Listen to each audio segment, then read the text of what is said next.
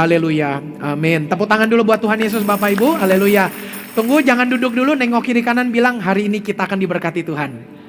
Iya, puji Tuhan, haleluya. Silakan duduk, terima kasih Bapak Ibu, puji Tuhan. Ya siapa tahu nengok kiri, nengok kanan, pas di sebelahnya kalau anak-anak muda ada yang single, ternyata nanti bisa tanya, Ito namanya siapa? Ternyata bisa nanya, Cici, halo apa kabar, sendiri Ci, gitu. Jadi puji Tuhan, terima kasih Bapak Ibu. Apabila ada yang baru pertama kali hadir di GBI Mawar Saron, selamat datang. Bapak Ibu saudara-saudari yang ingin membuat kartu anggota jemaat, artinya ingin mendaftarkan diri menjadi jemaat GBI Mawar Saron, izinkan kami boleh menggembalakan Bapak Ibu dengan cara mendaftarkan diri, mendaftarkan juga pasangan, mendaftarkan juga keluarga, supaya Bapak Ibu bisa bergabung menjadi keluarga GBI Mawar Saron. Kami atau kita semua gereja memberikan pelayanan mulai dari lahir sampai kepada menutup mata. Artinya mulai dari kelahiran sampai meninggal dunia itu kami layani semuanya. Dan itulah tugas gereja. Dan tentu saya dan juga para pelayan sangat senang kalau ada kesempatan bisa melayani Bapak Ibu Saudara-saudari semua. Sekalipun dengan jemaat yang besar seperti ini, saya tentu tidak akan sanggup secara energi dan juga waktu untuk bisa melayani satu persatu. Tetapi setidaknya ada tim pelayanan yang sudah memang dilatih, yang sudah dipersiapkan untuk bisa melayani Bapak Ibu. Dan tentu jangan lupa juga kelompok sel. Kelompok sel atau singkatnya komsel itu juga bagian dari pelayanan gereja yang melibatkan jemaat. Sehingga dengan adanya kelompok sel di setiap wilayah masing-masing, Bapak Ibu bisa terpantau. Sehingga dengan demikian Bapak Ibu akan lebih mudah, lebih ringkas dan lebih efektif, efisien untuk digembalakan. Sehingga koordinasi pun semakin lebih cepat. Dan jangan lupa yang kedua, Bapak Ibu, tim multi boleh tolong siapkan QR untuk WhatsApp channel. Gereja pun juga sekarang kurang lebih ya udah 3-4 bulan ya kalau nggak salah, kita sudah hadirkan ada WhatsApp channel Bapak Ibu Saudara-saudari. WhatsApp channel itu ada 2, WhatsApp channel yang ada di gereja, artinya gereja mempunyai WhatsApp channel. Jadi kalau Bapak Ibu punya WhatsApp, saya dorong gabunglah ke dalam WhatsApp gereja dulu. Jadi Bapak Ibu bisa scan itu QR code-nya, atau Bapak Ibu klik di kolom status, ada icon status di WhatsApp, begitu, jangan sekarang nanti aja. Jadi diklik di sana, Bapak Ibu nanti ada kolom search, pencarian, Bapak Ibu bisa cari gereja GBI Mawar Saron, Bapak Ibu akan ketemu dengan WhatsApp channelnya gereja.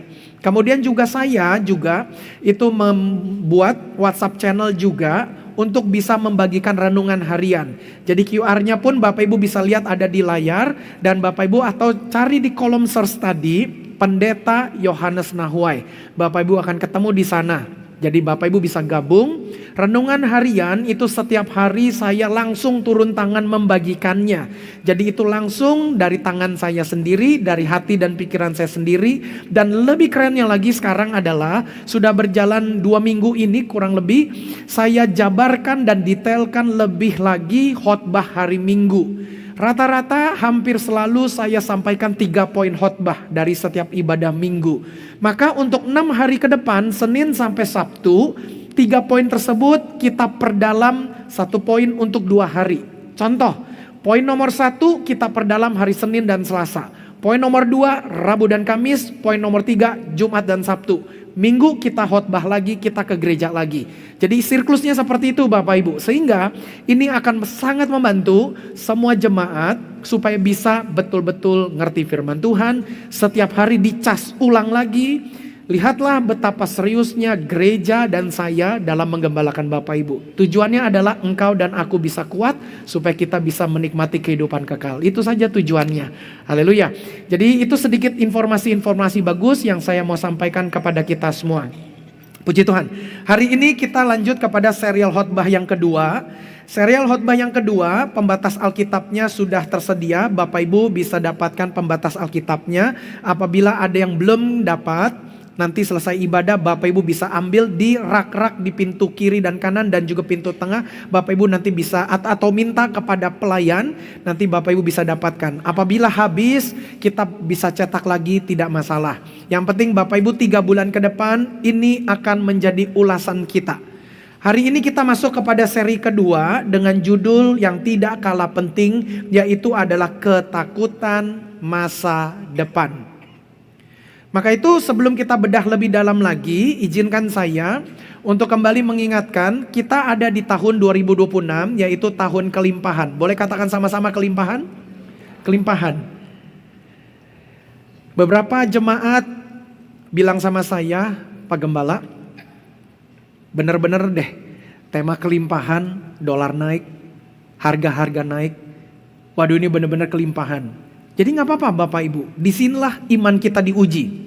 Khotbah hari ini akan semakin menolong Anda dan saya untuk kita makin percaya kepada Tuhan.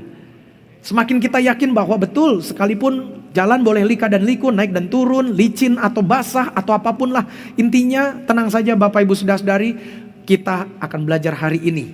Keren khotbah hari ini, tidak kalah keren seperti khotbah kemarin. Haleluya. Maka itu roadmap menuju 2028 jangan dilupakan jemaat terkasih. Roadmapnya adalah kita sekarang ada di tahun 2026, sisi kanan 2 baris dari atas, the year of abundance, tahun kelimpahan. Di mana kita siapkan diri kita, siapkan hati dan pikiran kita supaya bisa dibenahi oleh firman Tuhan, sehingga hati dan pikiran kita bisa menjadi wadah untuk menampung kelimpahan. Seringkali kelimpahan itu bukan berarti Allah tidak bisa berikan, tetapi yang menjadi masalah adalah wadahnya. Allah bukan berarti tidak bisa memberikan banyak berkat. Yang menjadi masalahnya adalah wadahnya kurang. Maka itu di tahun kelimpahan ini kita ingin perbesar wadah kita. Seperti kata lagu yang diambil dari firman Tuhan perjanjian lama, kita mau kembangkan patok kemah kita ke kiri dan ke kanan. Supaya biar makin lebar, makin muat, supaya kita bisa tampung makin banyak lagi, usaha pekerjaan kita makin berhasil, pendidikan kita juga makin berhasil, masa depan kita makin mantap. Itu tuh targetnya. Nah maka itu tahun depan kita persiapkan diri juga menuju tahun multiplikasi, persiapkan diri dengan baik, supaya bukan tunggu tahun depan multiplikasi, tetapi mulai sekarang kita sudah bisa bermultiplikasi. Kemudian tentu tahun lusa itu adalah tahun Yobel emas yang kita juga namakan tahun warisan. Kita akan memberikan warisan, maka itu kita mesti hidup berkelimpahan. Kita mesti bermultiplikasi. Kalau saya punya satu rumah saja, bagaimana saya bisa berikan warisan kepada anak-anak saya? Atau kalau warisan itu konotasinya kebanyakan tunggu meninggal. Tetapi kalau masih hidup kita bagi-bagi harta, itu namanya hibah. Gimana caranya? Nggak usah tunggu kita mati, baru kita bisa berikan warisan kepada anak-anak kita. Tetapi kalau kita masih hidup, kita masih sehat, Tuhan berikan berkat berlimpah, bahkan bermultiplikasi. Kita bisa beli rumah yang kedua, sehingga rumah kedua kita bisa kasih hibahkan kepada anak kita yang pertama. Kita punya rumah yang ketiga, kita kasih kepada anak kita yang kedua. Kita punya rumah yang ke-8, kita kasih kepada anak kita yang ke-7. Dan kita punya rumah ke-13, kasih kepada anak yang ke-12. Banyak banget. Nah artinya apapun, contohnya mau usaha pekerjaan, kita punya satu toko, kita pegang sendiri, anak kita sudah besar, kita bermultiplikasi, punya toko yang kedua, kita kasih anak yang pertama. Jadi dengan kata lain itulah antara warisan dan hibah. Jadi gak usah nunggu kita meninggal dulu, tapi waktu kita masih hidup, kelimpahan kita tetap masih bisa nikmati, anak-anak kita bisa nikmati. Itu jadi mimpinya. Pak Pendeta, apakah ini khotbah teologi kemakmuran? No, bukan. Khotbah teologi kemakmuran itu tidak ada panggilan pertobatan.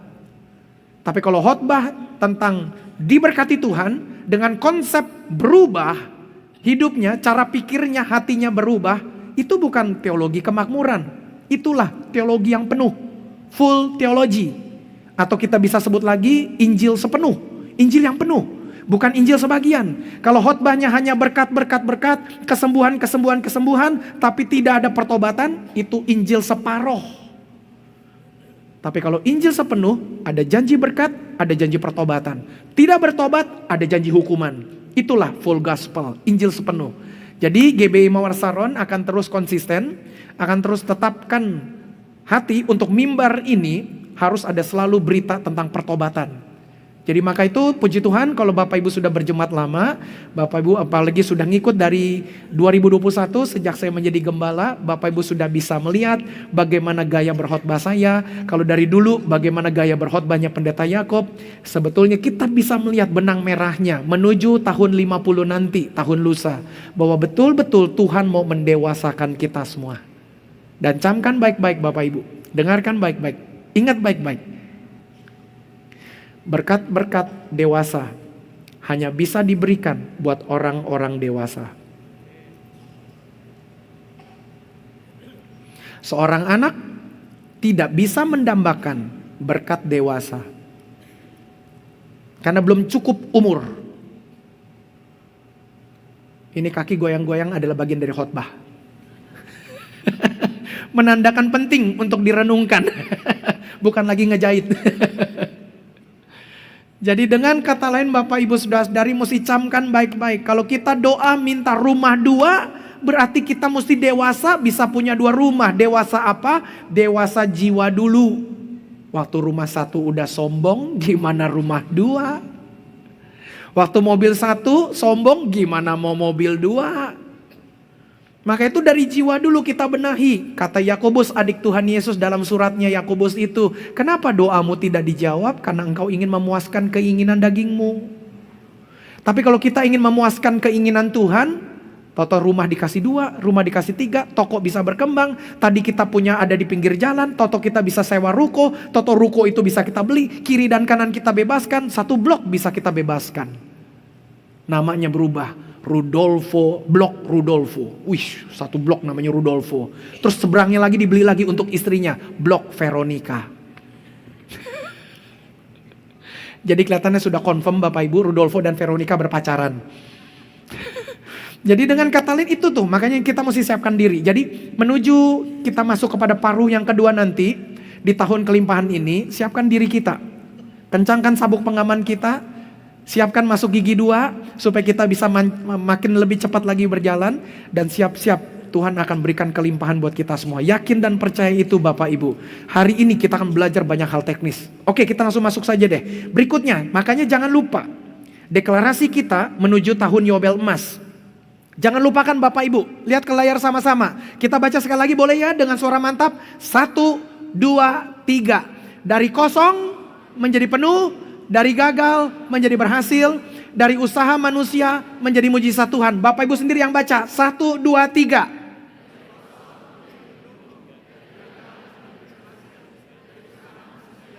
Tepuk tangan buat kita semua, haleluya. Hari ini kita akan belajar bagaimana caranya deklarasi. Hari ini kita akan belajar bagaimana caranya untuk berani ngomong. Nah, kita akan belajar bagaimana orang-orang yang kurang berani deklarasi karena takut masa depan. Lu ntar ngomong sembarangan, gak taunya gak terjadi. Lu asal saja ngomong lu. Kita mau belajar bagaimana caranya Bapak Ibu. Supaya kita jangan sampai takut akan masa depan. Sehingga ini mempengaruhi kita di hari ini. Sehingga kita gak berani deklarasi. Tuhan pasti akan tolong, Tuhan pasti akan sembuhkan, Tuhan akan buka jalan. Nah itu mesti begitu Bapak Ibu, haleluya. Makanya kita perdalam lebih lagi. Kalau Bapak Ibu bisa lihat bahwa untuk pertama kalinya serial khotbah kita ini dibuat lebih mendetail lagi. Sampai dikasih gambarannya ada level 1, level 2, level 3, level 4 sampai level 5. Jadi jemaat terkasih 3 bulan ini kita akan eskalasi, kita akan makin dalam, kita akan makin terbang tinggi lagi. Jadi keren, kita akan makin dituntun hari demi hari. Sekaligus saya minta izin untuk minggu depan saya tidak pimpin ibadah minggu di Kelapa Gading, saya pimpin ibadah minggu di Eropa, Cailah Gaya. Karena rombongan akan berangkat nanti malam, nanti subuh, saya puji Tuhan masih bisa khotbah 4 kali dan salaman dengan jemaat 4 kali. Kemudian saya puji Tuhan lah masih bisa ngebut buru-buru pulang ke rumah, mandi cepat-cepat untuk ganti pakaian.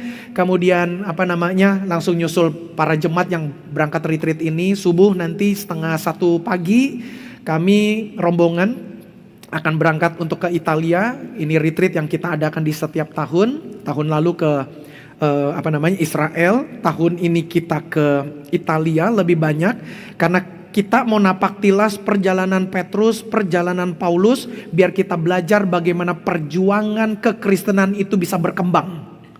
Dan Bapak Ibu, bagaimana juga kalau saya mungkin sedikit egoisnya adalah karena untuk kota Roma, seingat saya sudah ke sana 3 kali karena berkunjung ke jemaat kita cabang Roma. Dulu pendeta Yakob utus saya ke sana sampai 3 kali seingat saya pergi ke sana. Dan saya sangat menyenangi, kalau saya boleh egois sedikit, saya sangat menyenangi untuk berdoa di Basilika Paulus. Jadi Paulus pun punya basilika, tempat Paulus dikubur, ada peti jenazahnya, ada di situ. Kemudian Saya senang untuk berdoa di sana. Bukan berdoa untuk Paulus, bukan. Tetapi berdoa kepada Tuhan Yesus. Sambil saya berkata, Tuhan, kalau Tuhan pakai Paulus dulu 2000 tahun yang lalu, pakai aku juga Tuhan. Itu doa saya. Nah, kita akan ke Vatikan juga, ke Basilika Santo Petrus atau ya ke Basilika Rasul Petrus. Kita akan ke sana berserta rombongan. Setiap tahun jemaat terkasih, kita gereja, saya dorong untuk selalu mengadakan retreat ke luar negeri. Sekalipun retreat dalam negeri kami masih terus perlu tim lah untuk bisa membantu lebih banyak lagi. Tetapi setidaknya untuk ke luar negeri, karena kita serahkan kepada vendor travel agency untuk mengurusnya, relatif lebih gampang. Untuk apa sih kita adakan kegiatan ke luar negeri setahun sekali? Supaya jemaat berani beriman. Supaya jemaat, alasan yang kedua, berani mengatur langkah. Udah tahu setiap tahun satu kali ada perjalanan trip ke luar negeri. Berarti semua suami dan istri, anak-anak muda mulai berani beriman. Tahun ini kita belum bisa berangkat, tahun lusa belum bisa berangkat, tahun 2028 nanti waktu Yobel emas kita bisa berangkat. Mulai berani beriman. Itu tujuannya. Kita akan belajar hari ini. Ini semua ada kaitannya dengan khotbah.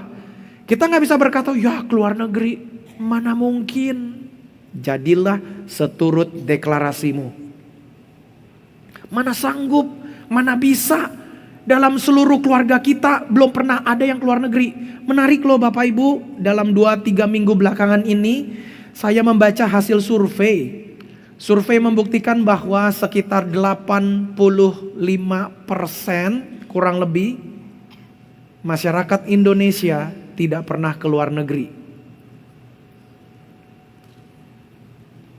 Jadi kalau engkau pernah keluar negeri, ke Timur Leste, itu kan luar negeri. Berarti engkau termasuk 15%-nya. Berarti engkau punya paspor.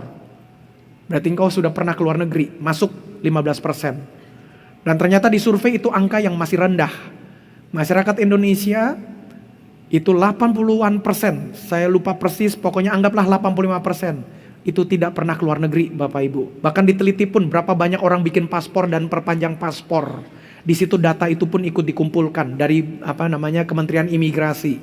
Ternyata 80-an% masyarakat Indonesia tidak pernah keluar negeri. Nggak masalah Bapak Ibu Saudara-saudari tidak mengapa dengan data tersebut. Tetapi setidaknya bukan itu yang saya incar untuk ada perubahan data tersebut biar makin banyak orang keluar negeri. Bukan. Tetapi saya ingin supaya jemaat mulai berani beriman. Dan sekedar info saja Bapak Ibu, saya juga berangkat bersama dengan istri dan 3 putra. Itu kami bayar sendiri. Kami bayar sendiri. Dan selalu saya bilang sama travel agency yang dipilih adalah tolong marginnya ditekan setekan-tekannya. Tetapi tentu ada laba yang memang perlu untuk operasional dari travel tersebut. Tetapi tekan setekan-tekannya, bahkan saya tahu setiap kali pendeta pimpin rombongan pasti ada bonus-bonus yang diberikan kepada pendeta. Bahkan pendeta pun juga bisa berhak minta naik bisnis kelas. Saya bilang potong margin itu supaya tiket-tiketnya jemaat bisa turun. Itu tuh Bapak Ibu, sebegitu berjuangnya saya supaya jemaat itu bisa berangkat rame-rame, supaya jemaat bisa menikmati retreat kurang lebih sekitar 13-12 hari bersama dengan saya. Kapan lagi kita bisa lebih dekat lagi Bapak Ibu, haleluya. Nah itu kesempatannya, bermimpilah, berimanlah dan beranilah deklarasi. Ngomong sama istri, pa, atau ngomong sama anak-anak, atau ngomong sama orang tua, papi mami, 2 tahun lagi aku akan sarjana. Doakan aku bisa kerja dengan baik. Tahun ketiga, 1 tahun sesudah aku kerja, kita berangkat ikut Bapak Gembala program gereja retreat ke luar negeri. Harus berani begitu Bapak Ibu. Jadi itu yang kita mau ajarkan. Nah hari ini bagaimana kita akan belajar bersama-sama supaya kita berani itu berdeklarasi. Supaya kita akan belajar Alkitab sudah menggambarkannya. Jadi kita jangan menjadi orang-orang Kristen yang gak berani minta. Karena Tuhan Yesus berkata, mintalah maka kepadamu akan diberi. Karena masalahnya kita gak pernah minta. Tuhan aku mau sama istri, sama suami, sama anak-anak. Kami mau pergi ikut retreat satu waktu dengan gereja. Minta.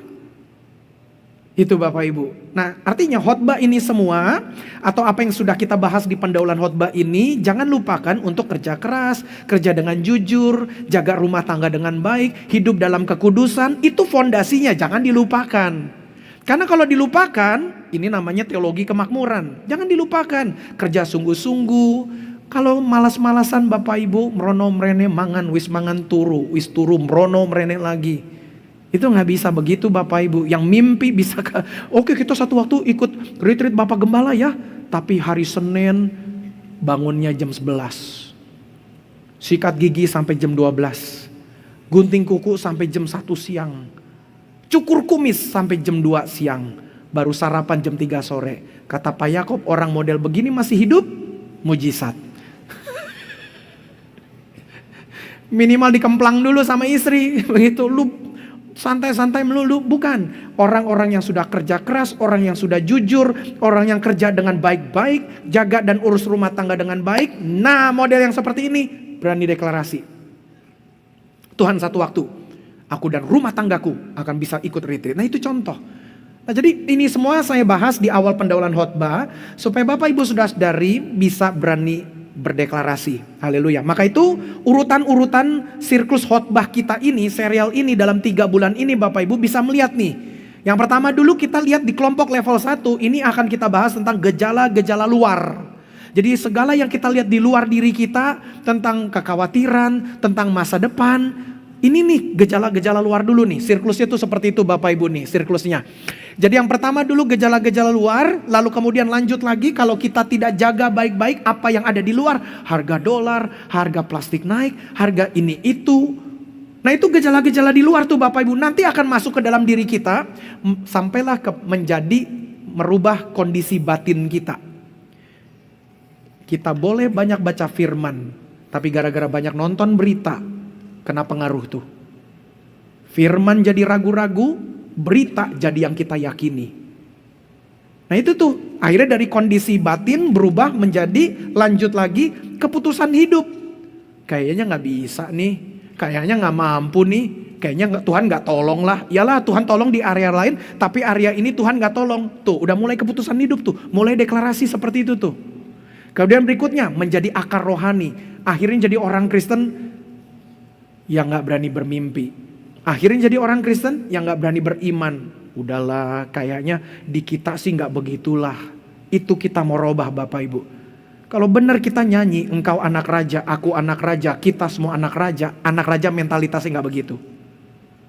Mentalitas kita sebagai anak raja harus berani minta sama Bapak kita yang kaya. Tepuk tangan dulu buat Tuhan Yesus boleh ya.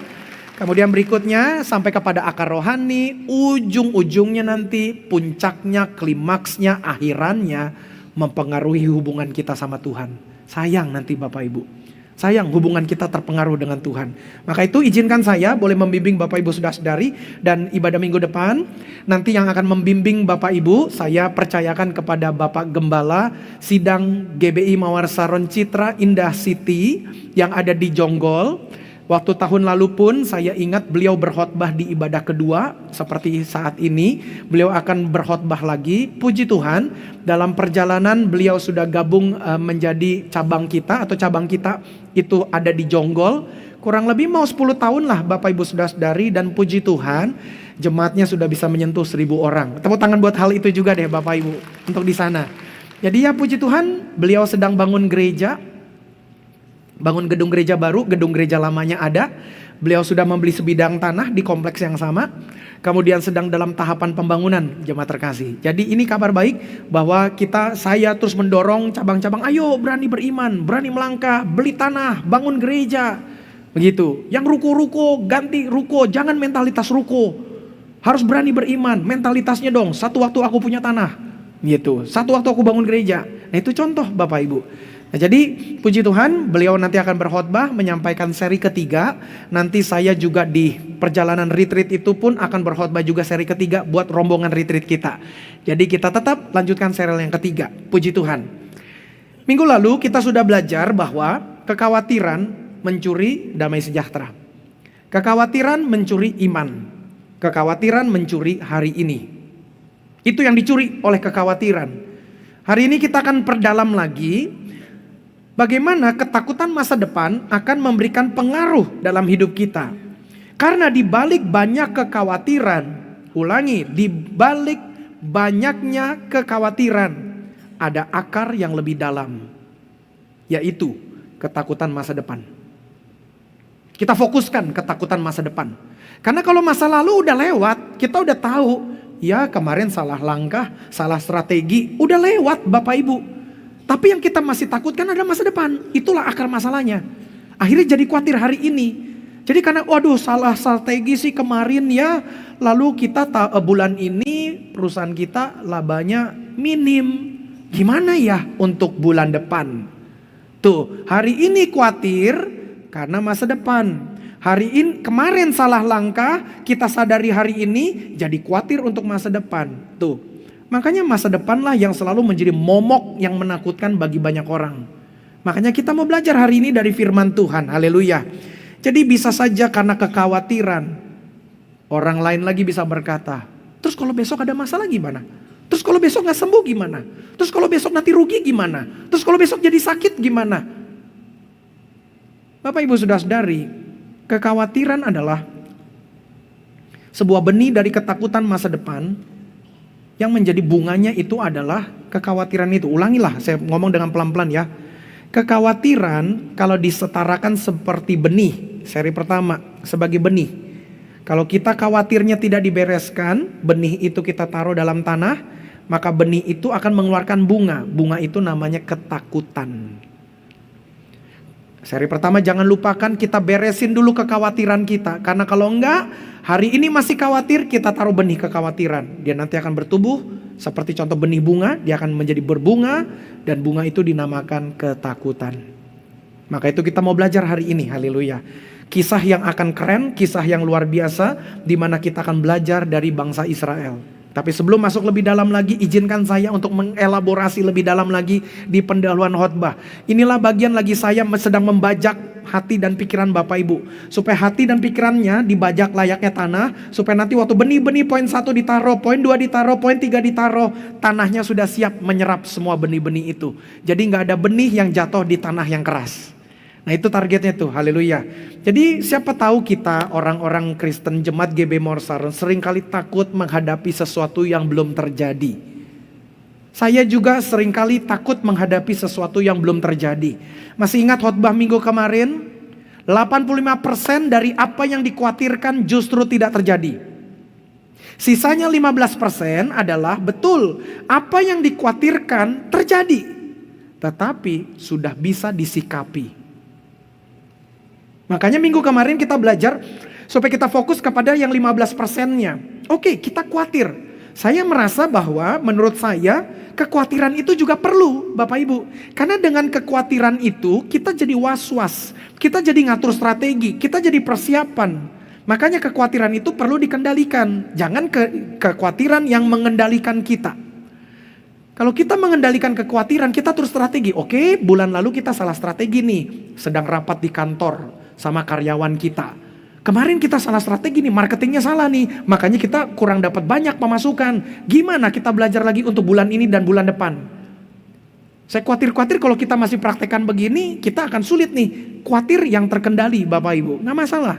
Sama juga dengan suami istri, kita ngobrol berdua. Pak, Ma, kalau kita sekarang ngontrak, kalau kita nanti beli rumah dengan cicil gimana ya? Khawatir nanti cicilannya gak bisa kebayar, rumah kesita. Boleh khawatir, tapi dalam kondisi terkendali. Jangan juga hajar bleh aja, tenang aja Ma. Kita cicil rumah, terus rumah di mana? Rumah harganya 5 miliar, tapi gaji kita gak cukup. Ya gak begitu juga dong. Nah artinya apa? Bapak Ibu sudah sadari, di satu sisi memang jangan khawatir. Tapi di satu sisi kita kejar yang 15%, boleh khawatir tapi dalam keadaan terkendali. Supaya dengan keadaan terkendali itu kita atur strateginya. Masih bisa ngikuti sampai sini Bapak Ibu? Haleluya. Ada yang tidur? Nggak ada lah ya. Boleh tepuk tangan buat Tuhan Yesus ya. Moga-moga bapak-bapak banyak yang tetap bisa kuat. Bukan karena begadang nonton Piala Dunia ya. Nggak usah tanya Bapak Gembala dukung negara mana. Aku mau dukung Indonesia, tapi Indonesia ya Bukan kita deklarasikan gak maju, tetapi kita doakan dan kita deklarasikan satu waktu nanti Indonesia bisa masuk Piala Dunia. Begitu, kita doakan biar masuk Piala Dunia. Asal titik. Itu bukan urusan kita. Haleluya. Jadi jangan takut untuk melihat masa depan. Jangan takut sakit. Jangan takut kehilangan pasangan. Selama ngurus pasangan baik-baik, jangan takut kehilangan. Waduh, satu waktu nanti Pak Gembala kalau suami meninggal gimana? Kalau istri nanti meninggal gimana? Jangan takut juga kalau nanti anak jauh dari Tuhan. Selama kita ngurus baik-baik, kita serahkan sama Tuhan, kita kawal baik-baik. Tenang aja Bapak Ibu, nanti anak kalau gak dekat lagi sama saya gimana? Dia udah nanti nikah, dekat sama istrinya, dekat sama suaminya, gak ngurus aku lagi. Ketakutan masa depan itu. Kemudian berikutnya lagi contoh, waduh nanti ekonomi gimana ya soal di Indonesia. Ya ini puji Tuhan lah, dolar jadi turun kemarin 18 ribu, berapa tuh hampir 100, kemudian turun lagi jadi 17.900. Termasuk aku Bapak Ibu seminggu ini deg-degan. Do you know deg-degan? Jadi deg-degan Bapak Ibu, kenapa? Karena kita perlu beriman, jemaat terkasih. Minggu lalu saya sudah sempat spill sedikit, saya bocorkan sedikit. Bahwa gereja berencana untuk mengganti kamera sistem. Gereja berencana untuk mengganti kamera sistem. Lama-lama saya mulai melek dalam dunia perkameraan. Sehingga saya akhirnya matanya jadi lebih tajam dalam bidang perkameraan. Artinya saya jadi ngerti, oh ternyata kita punya kamera yang ada, ini perlu kita upgrade lah. Akhirnya singkat cerita kita panggil beberapa vendor. Dan dengan pesan, tolong kasih penawaran dengan spesifikasi kamera untuk gereja yang tidak over spek, speknya tidak, spesifikasi tidak kelebihan kemahalan dan tidak kerendahan. Contoh, Bapak Ibu misalnya punya perusahaan, pingin beli satu mobil menjadi mobil operasional. Apa gunanya mobil operasional? Buat ngangkut barang-barang Pak Gembala. Ceritanya cerita ke saya nih. Oke, kalau gitu Bapak ingin beli mobil apa? Kita ingin beli mobil Mercedes-Benz. Salah strategi, overspec. Kalau buat mobil operasional, jangan pakai Mercy. Itu kan mobil pertama. Kecuali perusahaannya udah besar. Lalu mobil operasionalnya mau pakai Mercy, itu lain cerita. Tapi kalau baru mobil perdana untuk perusahaan, ya berarti beli mobil yang siap tempur. Untuk bisa ditaruh barang, lecet, gak apa-apa. Itu, nah jadi itu contoh. Nah akhirnya dengan pesan itu keluarlah angka Bapak Ibu Saudara, dengan kamera yang sudah ditanya dan diselidiki semuanya, harga dapat harga yang baik, angkanya keluar. Itu baru kamera sistemnya saja Bapak Ibu. Kita tambahkan lagi, belum masuk instalasi, belum lagi masuk kepada beberapa unit komputer tambahan untuk menunjang. Kameranya saja sudah sekitar 1,9 miliar Bapak Ibu. Kok mahal banget Pak Gembala? Gerejanya gede. Bapak Ibu punya handphone berkamera? Kamera handphonemu itu ada beberapa pilihan lensa. Ada lensa 1 yang normal, ada 0,5 lebih cembung, ada lagi yang 2 lebih zoom, ada yang 4 lebih zoom, ada yang 8 jerawat kelihatan. Sama gereja juga begitu. Tuh dari kamera tengah saja sampai sini. Ini jarak udah jauh Bapak Ibu. Makanya waduh body kameranya aja udah sekitar mau 90 juta. Kemudian lensanya aja udah 100 juta Bapak Ibu. Di total satu kamera itu 200 juta Bapak Ibu hampir. Makanya setiap kali kalau si teman-teman yang operate ini jalan-jalan doa saya jangan tersandung. Sekali tersandung 200 juta tuh. Itu gak overspec Bapak Ibu. Tidak kelebihan. Saya tidak mau seperti gereja-gereja bule, gereja-gereja barat. Banyak yang overspec. Jadi ketika melihat kameranya, buset, 2 kali lipat harganya kita. Jadi kalau total bisa sekitar 2,1 miliar. Saya gak takut Bapak Ibu. Kenapa? Tuhan sudah tolong dengan sound system. Tuhan sudah tolong dengan Videotron. Tuhan sudah tolong dengan AC. Tuhan sudah tolong dengan tanah sebelah. Terlampau banyak tangan pertolongan Tuhan dan aku tidak takut. Haleluya. Boleh tepuk tangan buat Tuhan Yesus Bapak Ibu. Biar setidaknya engkau setiap minggu pergi ke gereja, engkau bisa lihat perkara-perkara besar. Kenapa? Karena Tuhannya kita Tuhan yang besar. Biar engkau juga gak takut gitu. Hari Minggu datang ke gereja, kamera baru, kita colek istri kita. Sayang, itu tuh yang Pak Gembala cerita tuh 200 juta tuh. Kurang lebih begitu. Kalau ke gereja saja Tuhan tolong, usaha kita Tuhan tolong juga. Gitu Bapak Ibu. Haleluya. Tapi nanti kalau udah ganti kamera jangan dibawa pulang ya. Cukup payung aja dibawa pulang. Payung lagi. Haleluya. Data dunia. Menurut berbagai penelitian psikologi modern. Biar kita hadirkan data juga biar Bapak Ibu tahu. Bahwa memang ternyata apa itu yang dimaksudkan psikologi. Psikologi itu adalah dunia kejiwaan, ilmu tentang kejiwaan. Dan kita lihat juga bagan ini bicara tentang batin, bicara tentang kejiwaan. Kita lihat apa yang di depan mata mempengaruhi apa yang ada di dalam hati. Waduh, dolar naik, hati ikut terganggu. Waduh, barang-barang jadi mahal, hati terganggu. Tuh. Maka itu ini bicara batin. Jadi ketika dalam ilmu tentang kejiwaan, itu dalam bidang modern artinya penelitian-penelitian di zaman masyarakat sudah modern seperti sekarang ini, bahwa banyak survei psikologi modern menunjukkan salah satu sumber kecemasan terbesar manusia bukanlah tentang masa lalu, tetapi memang tentang masa depan. Jadi tentang masa depan Bapak Ibu, hari esok nanti gimana, bulan esok gimana, tahun esok gimana, nanti kalau saya nikah gimana, nanti kalau saya kerja gimana, nanti kalau saya resign dari kantor saya buka usaha sendiri gimana, nanti kalau saya pensiun gimana, nanti kalau sakit gimana, nanti asuransi ini itu, nanti punya mobil gimana, ya pokoknya berbagai macam lah Bapak Ibu.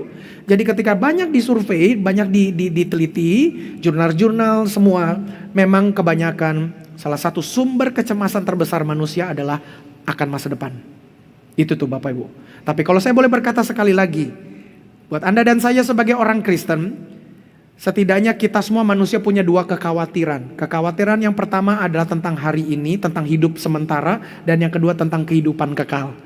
Kita sekarang sudah percaya Tuhan Yesus sehingga kehidupan kekal tidak lagi kita khawatirkan. Yang kita khawatirkan hanyalah kehidupan sementara. Tapi jaminan Tuhan Yesus bagi kita semua, kehidupan sementara pun Tuhan tetap pelihara. Boleh tepuk tangan dulu ya, haleluya. Baik, puji Tuhan, kita masuklah kepada khotbah deh. Puji Tuhan, kan Selasa libur. Minggu depan saya nggak khotbah di sini. Jadi panjang-panjang dikit boleh ya? Boleh Bapak Ibu? Nggak boleh pun aku lanjut. Yang terakhir lalu kita masuk khotbah, saya selalu pingin sisipkan values gereja kita, tata nilai gereja kita. Hari ini kita akan belajar yang ketiga. Yaitu dari akronim FAITH, faith. Coba katakan sama-sama, faith. Jadi dari kata faith itu kita akan belajar yang ketiga, yaitu adalah I. Jadi I itu adalah intim membangun hubungan dengan Tuhan. Dalam bahasa Inggrisnya intimacy with God. Intim dengan Tuhan, bahasa sederhananya. Jadi bagaimana caranya kita intim membangun hubungan dengan Tuhan? Semakin kita intim dengan Tuhan, kita semakin lepaskan keintiman kita dengan diri kita sendiri. Pelan-pelan saya mau ngomong ulang lagi. Semakin kita intim sama Tuhan, semakin kita mulai tidak intim dengan diri kita sendiri. Maksudnya apa Pak Gembala? Sabar, saya akan jelaskan lebih lagi. Semakin kita banyak intim dengan diri kita sendiri, Tuhan akan makin tidak intim dengan kita. Semakin kita pikirkan ego kita sendiri, tentang Tuhan kita mulai tinggalkan. Saya bisa aplikasikan dalam hidup saya. Manusia tidak bisa menyembah kepada dua Tuhan. Karena pada akhirnya salah satu akan dia pilih. Maka saya harus menyembah kepada Tuhan Yesus Kristus. Saya tidak boleh menyembah kepada Tuan Yohanes Nahuai. Berapa banyak orang ingin menyenangkan diri sendiri sampai lupa sama Tuhan. Pesan pastoral kembali berkumandang, hari Selasa besok libur. Yang libur adalah tubuh jasmaniah. Rohaniah dan jiwaniah jangan diliburkan. Apa tuh libur jasmaniah? Mau bangun tidur jam berapa? Nah seperti di awal khotbah tadi tuh, mau bangun jam 10. Sikat gigi sampai jam 11. Cukur kumis sampai jam 12. Makan siang jam 1, makan pagi jam 1. Gak apa-apa karena memang lagi libur. Kalau kemarin-kemarin sudah kerja dengan keras gak apa-apa.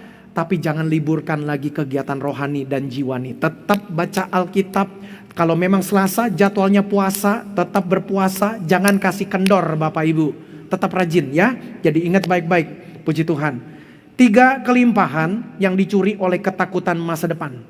Kita akan bedah lebih dalam 3 jenis kelimpahan yang dicuri oleh ketakutan masa depan. Kalau minggu kemarin kekhawatiran mencuri apa tuh tadi? Damai sejahtera. Kekhawatiran mencuri iman, kekhawatiran mencuri hari ini. Kita akan belajar lebih dalam lagi. Sebelum kita kupas, mari kita buka Alkitabnya.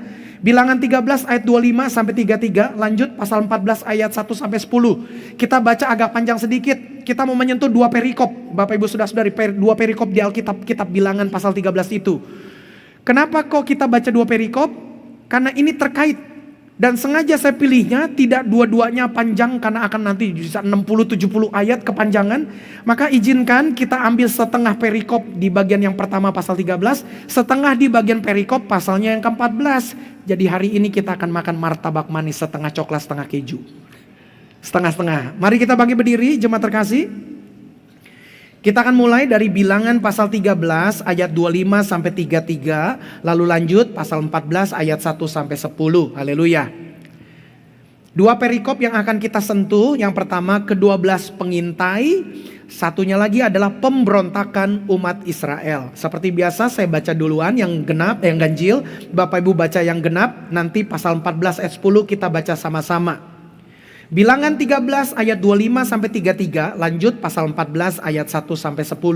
Sesudah lewat 40 hari, pulanglah mereka dari pengintaian negeri itu. Silakan. Dan langsung datang kepada Musa, Harun dan segenap umat Israel di Kades, di padang gurun Paran. Mereka membawa pulang kabar kepada keduanya dan kepada segenap umat itu, dan memperlihatkan kepada sekaliannya hasil negeri itu.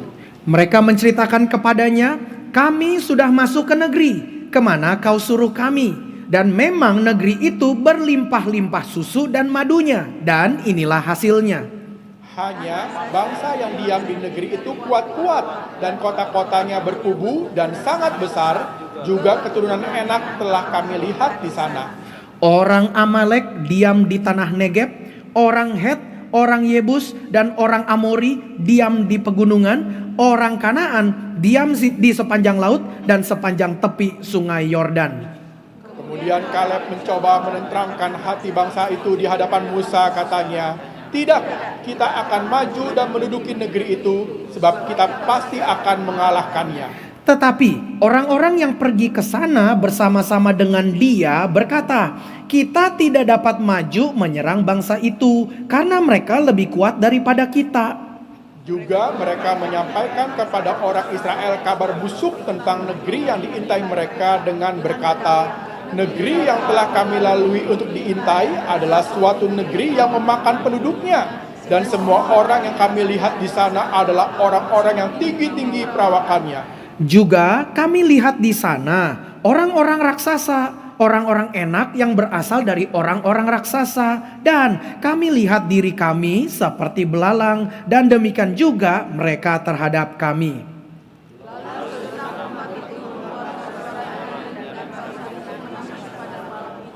Bersungut-sungutlah semua orang Israel kepada Musa dan Harun, dan segenap umat itu berkata kepada mereka, ah, sekiranya kami mati di tanah Mesir atau di padang gurun ini. Mengapakah Tuhan membawa kami ke negeri ini supaya kami tewas oleh pedang dan istri serta anak-anak kami menjadi tawanan? Bukankah lebih baik kami pulang ke Mesir? Dan mereka berkata seorang kepada yang lain, baiklah kita mengangkat seorang pemimpin lalu pulang ke Mesir. Lalu sujudlah Musa dan Harun di depan mata seluruh jemaah Israel yang berkumpul di situ. Tetapi Yosua bin Nun dan Kaleb bin Yefune, yang termasuk orang-orang yang telah mengintai negeri itu, mengoyakkan pakaiannya dan berkata kepada segenap umat Israel, negeri yang kami lalui untuk diintai itu adalah luar biasa baiknya. Jika Tuhan berkenan kepada kita, maka Ia akan membawa kita masuk ke negeri itu dan akan memberikannya kepada kita, suatu negeri yang berlimpah-limpah susu dan madunya. Hanya janganlah memberontak kepada Tuhan dan janganlah takut kepada bangsa negeri itu, sebab mereka akan kita telan habis. Yang melindungi mereka sudah meninggalkan mereka, sedang Tuhan menyertai kita. Janganlah takut kepada mereka. Bersama-sama, lalu segenap umat itu mengancam hendak melontari kedua orang itu dengan batu. Tetapi tampaklah kemuliaan Tuhan di kemah pertemuan kepada semua orang Israel. Amin. Terima kasih Bapak Ibu, boleh duduk. Wih, keren ya ceritanya Bapak Ibu. Saya yakin Bapak Ibu kalau sudah Kristen lama pasti sudah dengar kisah ini, apalagi kalau dari sekolah minggu. Sampai ada lagunya, Ku berjalan ke Kanaan. Bagaimana tembok Yeriko pada akhirnya itu diruntuhkan. Yeriko menjadi kota pertama yang mereka masuki. Dan sekedar info Bapak Ibu Saudara-saudari, ini sekaligus bonus untuk edukasi bagi kita semua. Yaitu adalah pasal 13 ayat 29. Bapak Ibu lihat ke layar saja ya. Pasal 13 ayat 29 dikatakan begini, Bilangan 13 ayat yang ke-29. Ini bonus yang saya mau sisipkan sebagai bagian edukasi untuk kepentingan Indonesia. Untuk kepentingan kita orang Kristen biar kita jadi paham. Puji Tuhan, ibadah minggu kita ini online juga bisa didengarkan oleh banyak orang. Dan kemana-mana saya berkunjung untuk pelayanan misi, banyak yang bercerita, Pak Pendeta, Pak Yohanes, saya selalu ngikuti khotbah Bapak, puji Tuhan. Tapi bayar kolekte enggak? Saya godain. Ya, jadi dengan kata lain saya hadirkan Bilangan 13 ayat 29. Bapak Ibu lihat ke layar pelan-pelan. Orang Amalek diam di tanah Negeb. Orang Het, orang Yebus, dan orang Amori diam di pegunungan. Koma. Orang apa tuh? Kanaan. Diam di sepanjang laut dan sepanjang tepi sungai Yordan. Orang-orang Kanaan inilah yang merantau dari pulau Kreta. Apakah ada disebut Palestina? Palestina tidak pernah menjadi negara. Palestina tidak pernah ada. Ini catatan sejarahnya, salah satunya. Bangsa Israel baru keluar dari tanah Mesir. Dijanjikan satu tanah oleh Tuhan Allah. Dan memang tanah itu aslinya bukan milik orang Kanaan. Kan lihat kan, dari tepi laut, Laut Mediterranean, sampai kepada tepi sungai Yordan, itulah orang-orang Kanaan. Mereka itu pendatang-pendatang dari Yunani, Bapak Ibu Saudara-saudari. Galian-galian arkeologi ditemukan di pesisir sana, di Gaza pun ditemukan galian arkeologi, ketemu tembikar. Corak tembikar yang ditemukan di Gaza, di tepi laut itu, mirip dengan tembikar-tembikar yang dijumpai di Pulau Kreta. Jadi coraknya mirip. Seperti contoh kita ketemu, corak batiknya di Jakarta, kok sama dengan batiknya orang Dayak contoh. Oh berarti ini ada hubungan dong. Nah itu sebagai salah satu bukti arkeologinya Bapak Ibu. Jadi biar kita belajar dikit nih jemaat terkasih bahwa sesungguhnya apa yang terjadi, ya yang kita lihat di berita-berita ini semua adalah politik. Jadi gak pernah ada negara yang namanya Palestina, gak pernah ada. Kapan mulai muncul? Waktu Romawi lah di abad pertama. Mereka menguasai Timur Tengah dan tanah Israel. Mereka tahu orang Yahudi itu pengen memberontak terus. Bikin kerusuhan, keributan, ingin merdeka terus. Maka itu saking jengkelnya mereka namakan. Karena mereka tahu, bangsa Filistin, bangsa yang paling mereka direpotkan dulu. Salah satunya adalah Goliat. Akhirnya dinamakanlah daerah tanah tersebut Syria Palestina. Jadi nama itu adalah nama fiktif yang dihadirkan oleh pemerintah Romawi. Silakan baca sejarah, ada kok Bapak Ibu bisa temukan. Nah jadi jemaat terkasih, ini sebagai info saja. Supaya kita bisa mengetahui. Bapak Ibu gak usah berdebat di luar sana, diamkan saja. Ya, jadi kalau ada orang-orang lagi ngomong di internet, Bapak Ibu diam saja, doa saja. Sambil berkata, Tuhan cerdaskanlah bangsaku. Karena tingkat literasi, kesenangan membaca buat orang Indonesia amat sangat rendah. Kita baca judul berita, sudah dianggap mengerti isi beritanya. Padahal judulnya itu seringkali gak cocok dengan beritanya Bapak Ibu. Itu cuman clickbait doang. Umpan untuk membuat orang tertarik. Padahal pas baca beritanya, kok ceritanya gak begini? Nah itulah Bapak Ibu. Nah oke lah kita baliklah kepada khotbah. Latar belakang kitab Bilangan 13 atau latar belakang di Bilangan 13 ini, bangsa Israel baru keluar dari tanah Mesir. Bangsa Israel baru bebas dari perbudakan. Yang kedua, mereka menyaksikan berbagai macam mujizat Tuhan. Yang pertama, 10 tulah. Mereka semua menyaksikannya di tanah Mesir. Sampai Firaun menghadapi tulah yang ke-10, putra sulungnya ikut mati. Dia berkata kepada Musa, udah bawa keluarlah semua tuh bangsamu itu. Keluarlah mereka dan dikejarlah. Akhirnya Firaun berubah pikiran, enak aja ya, gue balas dendam lah, gue bunuhin mereka semua. Dikirimlah pasukan berkuda, kejepitlah mereka belakang pasukan kuda, depan laut Teberau. Tuhan Allah membelah laut Teberau. Nyebranglah mereka, waktu tentara Mesir ikut nyusul, masuk di belahan laut Teberau itu, Tuhan Allah tutup dengan air. Galian-galian arkeologi sekalipun ini tidak digali, tapi penyelam-penyelam yang mereka turun ke laut Teberau sekarang, mereka menemukan bekas-bekas kereta-kereta dan diteliti itu corak kereta Mesir. Jadi Alkitab itu bukan fiktif Bapak Ibu. Semakin banyak orang gali, semakin menemukan apa yang diceritakan Alkitab. Bilangan 13 ayat 29. Nanti satu waktu galian-galian arkeologi makin digali akan ketemu bahwa mereka semua akan menyadari tidak pernah ada yang namanya tanah Palestina. Baliklah kepada firman Tuhan. Jadi 10 tulah sudah ada, laut Teberau sudah ada.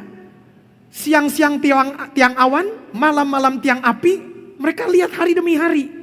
Lalu mereka sudah mulai merasakan tiap hari mereka pagi-pagi sudah ngambil mana turun dari sorga untuk mereka makan. Mereka sudah tahu di hari ke-6 mananya ngambil dengan takaran gomer yang pas untuk Tuhan bisa multiplikasikan. Hari ini jatahmu tidak berkurang, akan berduplikasi untuk jatah hari Sabat. Itu demi minggu terjadi. Jadi mujizat itu ada di luar kemah, ada di dalam kemah. Di dalam kemah mana bisa bermultiplikasi, di luar kemah mana bisa turun, lihat tiang awan, tiang api. Semua mujizat terjadi tiap hari Bapak Ibu. Belum lagi kasut mereka tidak rusak-rusak. Aduh, mereka terkagum-kagum. Biasanya kita jalan jauh begini udah rusak. Kok kita udah jalan sekitar 2 minggu begini kok kasut gak rusak ya? Itu pun mujizat pemeliharaan Tuhan. Toh ternyata ketika mereka sampai ke tanah perjanjian, kota benteng pertama yang mereka temukan namanya Yeriko. Boleh katakan Yeriko sama-sama? Ya puji Tuhan, saya lagi ngetes, takutnya Bapak Ibu ada yang...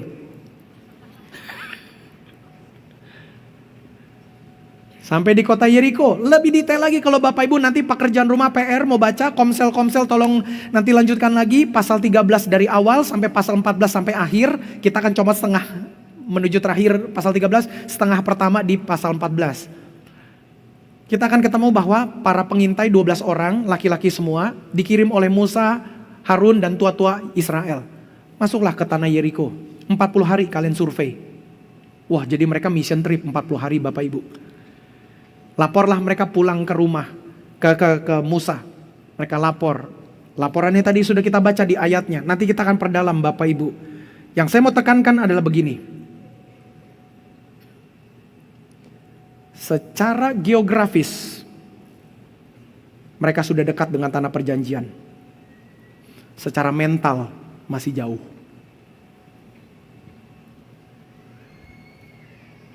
Secara geografis sudah dekat, tapi secara mental masih jauh.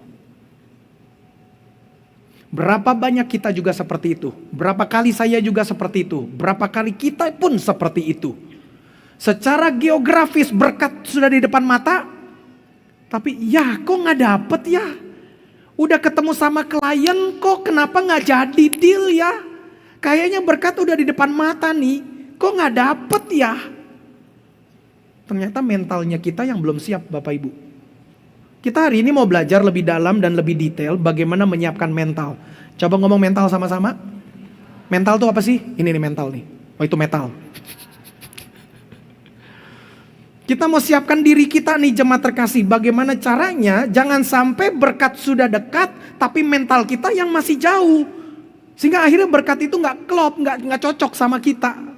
Nah makanya kita mau siapkan diri nih, haleluya. Nah fakta yang menarik nih Bapak Ibu Saudara-saudara. Fakta yang menarik adalah di ayat ke-33 dari bilangan pasal 13. Bilangan 13 ayat 33. Fakta yang menarik itu adalah di sana dikatakan juga kami lihat di sana orang-orang raksasa. Sampai orang raksasa itu ada namanya tuh, orang enak. Mungkin dagingnya kalau dimakan enak ya. Orang enak yang berasal dari orang-orang raksasa. Dan kami lihat diri kami seperti belalang. Lanjut lagi dikatakan, dan demikian juga mereka terhadap kami. Mereka juga lihat kita belalang. Fakta menariknya Bapak Ibu Saudara-saudari, fakta menariknya.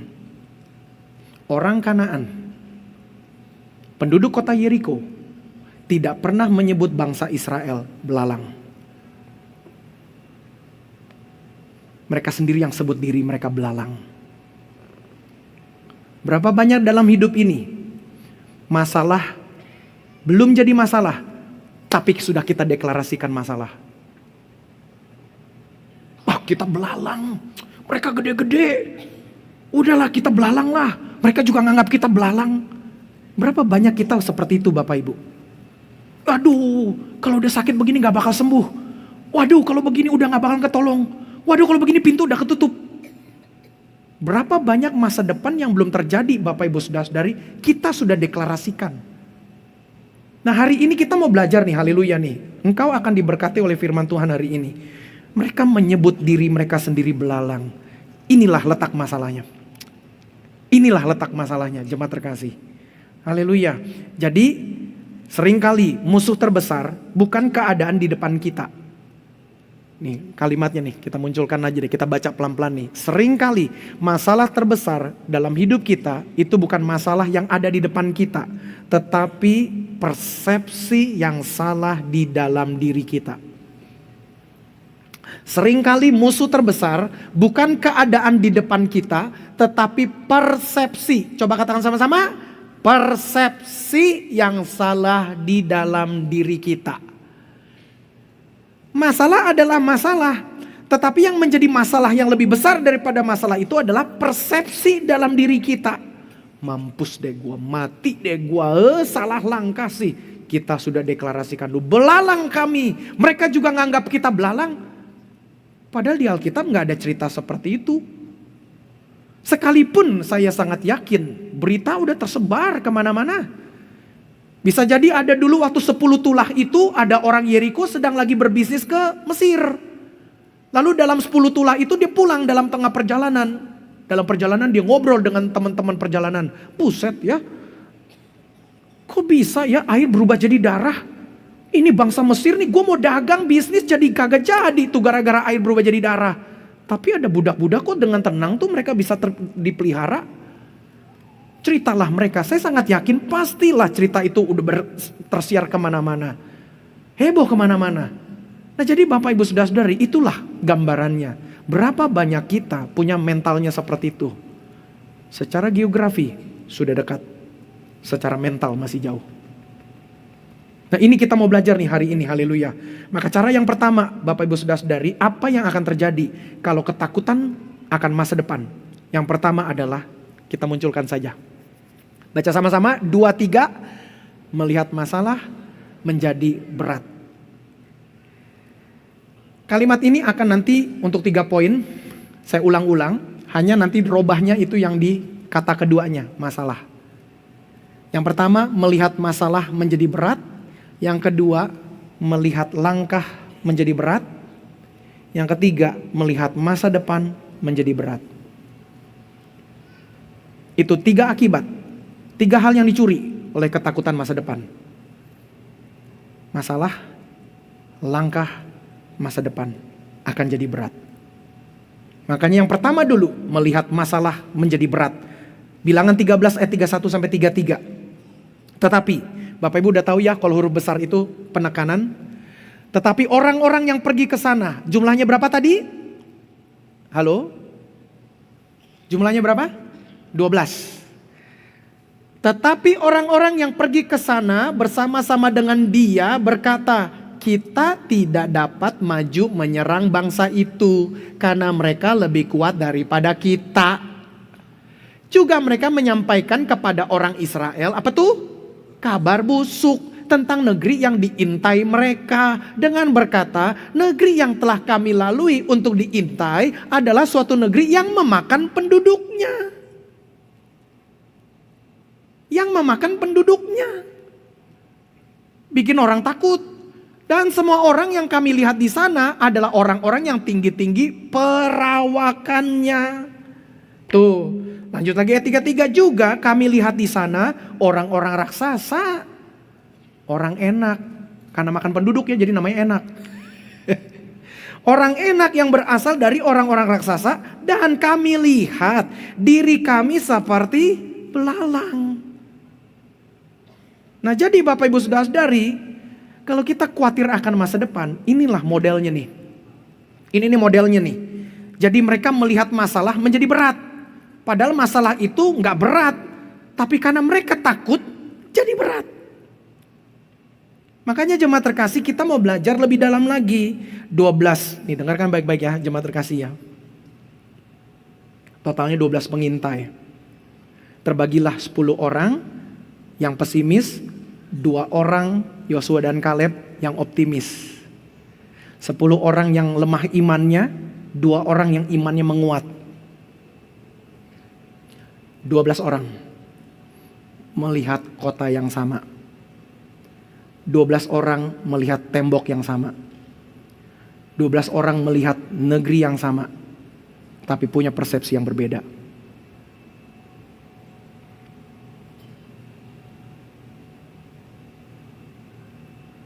Suami dan istri bisa lihat masalah yang sama, tapi bisa punya 2 persepsi yang berbeda. Yang satu melemah, yang satu beriman. 2 sahabat bisa melihat satu masalah yang sama, tapi bisa punya 2 persepsi yang berbeda. Engkau mau yang mana? Mari hari ini kita mulai pacu jemaat terkasih. Kita mau seperti Yosua dan Kaleb, boleh bilang amin. Itu tuh seperti itu Bapak Ibu. Yang ngelihat dolar naik semua orang. Yang ngerasain harga-harga naik semua orang. Kenapa ada yang persepsinya baik? Kenapa ada yang patah semangat? Padahal sama-sama ngalamin. Kalau kata presiden, orang desa gak pakai dolar. Aku pun gak pakai dolar. Berarti aku orang desa dong. Jadi dengan kata lain, mau pakai dolar gak pakai dolar, mau apapun itu Bapak, semua ngerasain. Nah makanya deklarasi itu penting nih, haleluya. Kita mau belajar hari ini nih, supaya bagaimana caranya kita punya persepsi yang berbeda. 10 orang berkata, gak sanggup. 2 orang berkata, sanggup. Itu tuh Bapak Ibu tuh. Mantap ya, boleh gak tepuk tangan dulu buat Tuhan Yesus ya. Aduh, puji Tuhan loh. Jadi kita belajar loh hari ini loh. Masalahnya bukan apa yang mereka lihat. Masalahnya bukan apa yang mereka lihat. Tapi cara mereka melihatnya. Kita semua ngeliat dolar naik Bapak Ibu. Proposal kamera kemarin dari satu toko itu angkanya 1,9 miliar Bapak Ibu. Ini kaki goyang-goyang bagian khotbah ya.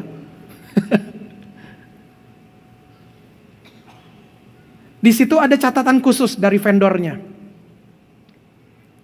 Harga akan mengikat kalau kita bisa buru-buru down payment. Yang kedua, dengan catatan dolar tidak tembus 18.250. Jadi waktu kemarin dolar naik, aku pantau-pantau. Hus, jangan 18.250. Hus, stay. Karena saya khawatir kalau dia sampai 18.20, nah proposal harga kamera berubah. Jadi begitu Bapak Ibu. Semua ngerasain. Bapak Ibu lagi takut ngeliatin dolar terus, saya pun lagi was-was. Aduh gimana ya kamera gereja? Gimana ya kamera gereja ya? Itu tuh Bapak Ibu. Setiap kali ganti minggu, antri dulu di bensin yuk, takutnya bensin naik. Kemarin Pertamax naik. Antri dulu, wah antri berjam-jam. Sampai nungguin. Semua orang ngalamin Bapak Ibu. Semua orang ngerasain. Aduh ini gara-gara Selat Hormuz. Seluruh dunia ngerasain. Jadi ya udahlah. Gimana cara kita memandangnya nih, persepsinya kita. Karena dari cara persepsi kita akan menentukan deklarasi kita nih Bapak Ibu. Kaleb berkata, tenang. Allah mereka sudah meninggalkan mereka. Allah kita Noh, lihat tiang awan, tiang api masih menyertai kita. Jangan takut. Kaleb beriman terus seperti itu persepsinya. Memang saat ini kita gak lihat tiang awan dan tiang apinya Tuhan jemaat terkasih secara kasat mata. Tapi kan kita tahu roh Tuhan, roh kudus itu ada bersama kita. Boleh bilang amin? Jadi jemaat terkasih, yuk kita rubah persepsi kita. Kita mesti berani deklarasi, Tuhan pasti tolong, Tuhan pasti buka jalan, Tuhan pasti hadirkan jawabannya. Tenang aja Bapak Ibu. Mari kita jadi Yosua dan Kaleb ya. Haleluya. Tepuk tangan dulu deh buat Tuhan Yesus lah. Ketika pikiran dipenuhi ketakutan masa depan, kita belajar dari 10 orang ini. Ketika pikiran dipenuhi ketakutan masa depan, pikiran jadi sempit. Gak bisa. Gak mungkin. Kemudian sesudah pikiran menjadi sempit, perkataan berisi ketakutan. Mereka bilang kita nih belalang. Mereka raksasa. Daerah negeri sana makan penduduknya. Terus orang-orang Israel denger langsung telan. Tapi coba deh kalau misalnya saya nih coba denger nih. Negeri itu makan penduduknya. Berarti penduduknya habis dong. Halo? Nangkap gak? Makanya saya melatih diri saya Bapak Ibu Saudara-saudari. Dan tentu juga belajar dari Pak Yakob dulu. Saya perhatikan dulu Pak Yakob. Setiap kali kalau ada keputusan penting yang saya mau putuskan, saya selalu doa Tuhan, berikan hamba hikmat. Dan yang kedua, saya flashback ke belakang. Apa yang dulu kira-kira Pak Yakob putuskan dalam situasi seperti ini? Karena aku mau jaga polanya. Itu tuh. Nah jadi ketika saya melihat juga dulu Pak Yakob bisa merubah persepsinya ya. Kok bisa gak takut ya? Berarti aku juga mesti begitu dong. Nah jemaat juga mesti begitu dong. Haleluya. Nah makanya Bapak Ibu mari kita rubah persepsi kita. Biar kita belajar hari ini tidak seperti 10 orang tadi. Padahal masalahnya gak seperti itu. Jadi akhirnya saya belajar nih. Wah iya ya, hadapi semuanya dengan ketawa aja. Walaupun ketawanya itu bukan berarti ketawa menyepelekan. Enggak. Ketawa dengan strategi. Strategi apa? Menguatkan saya. Menguatkan diri kita. Contoh misalnya, lapor. Kita seperti belalang. Mereka seperti raksasa. Oh pantas kalian 40 hari itu ngintai di sana. Gak kebunuh. Karena terlalu kecil. Hibur diri tuh Bapak Ibu. Coba kalau kalian gede-gede. Pasti udah ditangkap kan. Udah digebukin kan. Dasar kalian pengintai. Hibur diri kan. Oh yang satu lagi laporkan lagi. Iya yang di sana mereka makan penduduknya. Tinggal bercanda ini kalau saya. Kalau begitu nanti kita masuk daerah mereka. Gak usah bikin KTP. Karena bikin KTP nanti sah jadi penduduk. Kalau udah jadi penduduk dimakan. Jadi tamu aja. Kan guyon Bapak Ibu. Persepsi. Termasuk harga dolar kemarin Bapak Ibu. Was-wasnya saya. Was-wasnya saya. Bercandainlah dalam hati saya. Tuhan jangan 18.250. Harganya nanti berubah. Puji Tuhan Jumat Sabtu kemarin dengar turun. Puji Tuhan. Tapi minggu depan jangan naik lagi ya Tuhan. Biar engkau saja yang naik aja. Habis mau gimana Bapak Ibu? Siapa lagi yang bisa hibur diri kita kalau bukan diri kita sendiri?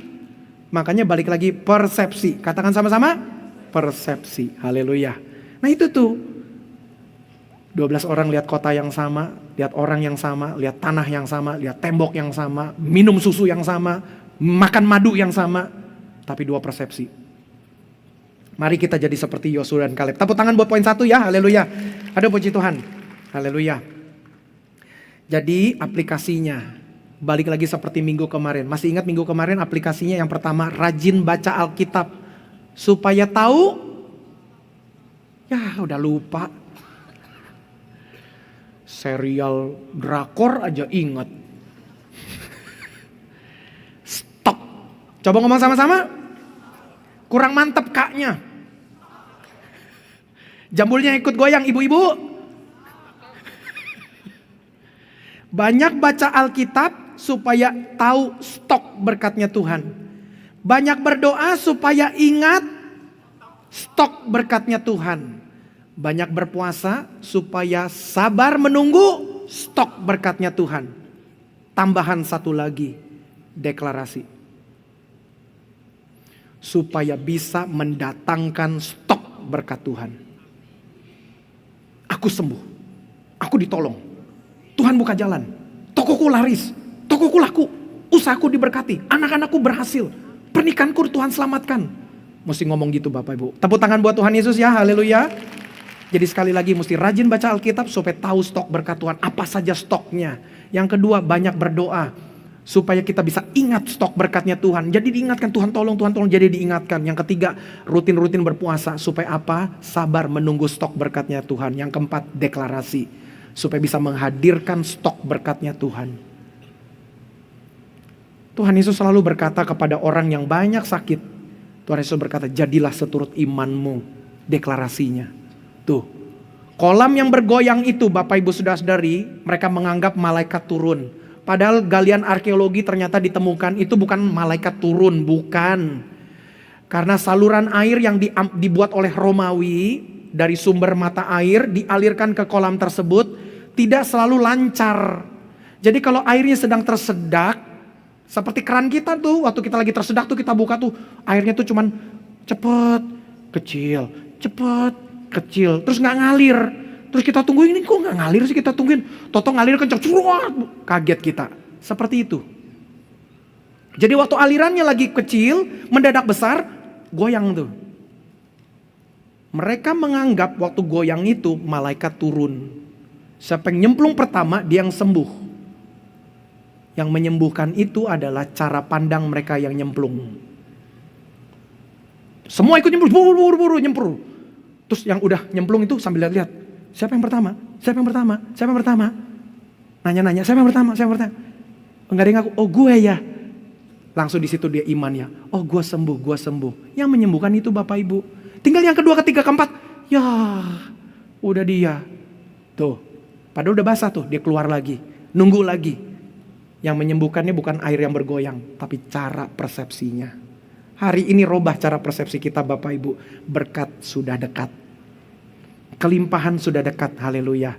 Mentalnya mesti dekat juga. Tepuk tangan buat Tuhan Yesus ya, haleluya. Mantap ya Bapak Ibu ya, haleluya. Yang kedua, tadi sudah melihat masalah jadi berat. Yang kedua, melihat langkah jadi berat. Ini nih yang dicuri ini. Ketakutan masa depan akan membuat kita melihat langkah menjadi berat. Bilangan 14 ayat 1-4. Lalu segenap umat itu, apa tuh? Mengeluarkan suara nyaring pada teriak. Teriaknya bukan sorak kemenangan. Teriaknya bukan, ayo kita maju, kita lawan aja masa bodoh. Bukan. Tapi suara nyaringnya marah, sedih. Dan bangsa itu, apa tuh? Menangis pada malam itu. 2. Bersungut-sungutlah semua orang Israel kepada Musa dan Harun. Dan segenap umat itu berkata kepada mereka, kiranya kami mati di tanah Mesir tuh. Deklarasi itu. Tahu gini mati aja. Kiranya kami mati di tanah Mesir atau di padang gurun ini. Mengapakah Tuhan dibawa-bawa membawa kami ke negeri ini? Mulai kan nuduh Tuhan supaya kami tewas oleh pedang. Dan istri dan anak-anak kami menjadi tawanan. Kalau Tuhan boleh bercanda, gue dibawa-bawa. Bukankah lebih baik kami pulang ke Mesir? Sama seperti siklus ini Bapak Ibu. 5 level. 5 level ini langsung tercapai. Sampai kepada klimaks ujungnya. Mulai dari lihat keadaan. Aduh belalang ya kita ya. Waduh makan penduduknya ya. Mulai tuh. Batinnya mulai terganggu tuh. Nangis batinnya mulai berubah. Dari nangis batinnya lagi mulai lagi tuh. Akar rohaninya mulai goyang tuh. Tuhan sih. Puncaknya menjauh dari Tuhan. Ayat 4. Dan mereka berkata seorang kepada yang lain, baiklah kita mengangkat seorang pemimpin lalu pulang ke Mesir. Tanah perjanjian sudah dekat secara geografis. Mentalnya gak pernah dekat. Berapa banyak orang Kristen seperti itu? Hari ini kita mau belajar ya, haleluya Bapak Ibu. Ketakutan membuat kita kehilangan keberanian melangkah. Melangkah saja Bapak Ibu jangan takut. Asal direncanakan, dipikir dengan matang. Rapatkan dulu dengan tim yang ada. Diskusi dengan istri dan suami. Atur semua langkah strategi. Kejar yang 15%. Dari penelitian minggu lalu itu. 15% ketakutan yang terkendali kita atur nih. Iya ya, kalau kita bisnis begini nanti kena tipu. Kalau kita begini nanti hutangnya gak bisa kita bayar sebagai modal. Nanti gimana ya? Itu atur dengan baik. Kalau semua sudah direncanakan, go melangkah. Ngomong, Tuhan dalam rapat tadi pun kami sudah buka dengan doa. Kami percaya juga Tuhan melangkah bersama dengan kami. Dan aku doakan itu. Aku deklarasikan, aku nyatakan. Tuhan beserta dengan aku. Mesti begitu Bapak Ibu. Tepuk tangan ya boleh ya sekali lagi buat Tuhan Yesus ya. Jadi puji Tuhan, haleluya. Ketakutan masa depan membuat bangsa Israel mengeluarkan suara nyaring, menangis, bersungut-sungut, ujung-ujungnya pengen mati. Tuh mentalitasnya tuh seperti itu Bapak Ibu.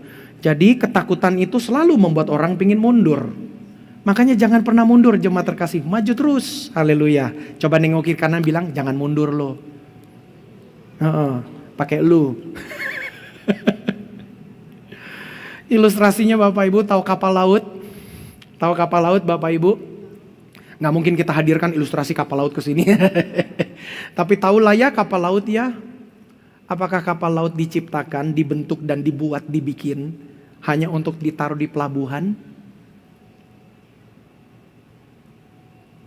Kapal laut dibentuk, dibuat, diciptakan, didesain bukan untuk di pelabuhan, tapi untuk di lautan lepas. Itu gunanya tuh. Sama seperti hidup kita Bapak Ibu. Jadi hidup kita ini Tuhan ciptakan supaya kita bisa mengarungi samudera raya dalam kehidupan kita. Tenang, Allah kasih jaminan kok. Masalah-masalah yang kamu hadapi tidak akan melampaui kekuatanmu. Tenang aja. Allah sudah tahu kapasitas perahu kita nih Bapak Ibu. Allah pimpin kepada badai ini, tenang, di badai itu bisa akan Tuhan tolong. Tenang aja Bapak Ibu. Masuk lagi ke jalan yang sempit, muat gak ya perahu kita? Tenang saja, kalau Allah tuntun ke sana, pasti Tuhan buka jalan. Dengan catatan sekali lagi, saya ulang-ulang terus menerus supaya gak salah. Dengan catatan kerja sudah benar, kerja sudah jujur, hidup sudah kudus, ngurus rumah tangga dengan baik. Itu sudah kita pelihara Bapak Ibu. Tenang saja, Tuhan mau tuntun kemanapun, Tuhan pasti akan sertai. Tapi kalau hidupnya gak kudus, kerjanya gak jujur, kerjanya gak pernah sungguh-sungguh, gak pernah serius, yang model begini terus percaya Tuhan pasti tolong, setan garu-garu kepala. Untuk bisa sampai kepada titik ini, benahi dulu diri. Benahi dulu. Waduh Tuhan terima kasih, aku mesti benahi diri dulu. Aku mau belajar jadi karyawan yang baik dulu. Di bulan Juni ini aku berubah jadi karyawan yang baik. Nah, kalau sudah jadi karyawan yang baik, baru tuh Tuhan aku yakin semua masalah Tuhan akan tolong. Jadi suami dulu yang baik dulu, jadi istri yang baik dulu, jadi anak yang baik dulu, jadi pimpinan yang baik dulu, jadi pendeta yang baik dulu, jadi gembala yang baik dulu. Baru melangkah, tidak takut, Tuhan pasti akan tolong. Itu tuh Bapak Ibu. Tepuk tangan sekali lagi boleh ya? Haleluya.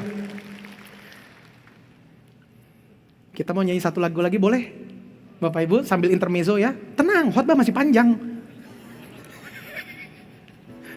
Kita mau angkat pujian satu kali ya Bapak Ibu. Takut tahu akan hari esok. Haleluya. Kita mau deklarasi Bapak Ibu. Haleluya. Atau boleh berdiri deh. Yuk kita berdiri ya sama-sama ya. Kita break sebentar. Hari esok namun langkahku tegap, bukan surya ku harapkan, karena surya kan.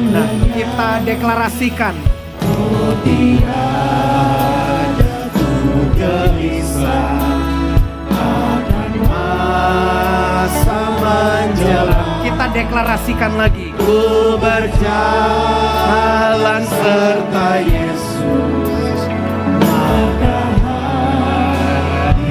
Banyak hal yang tak ku pahami, banyak hal tak ku pahami dalam masa menjelang.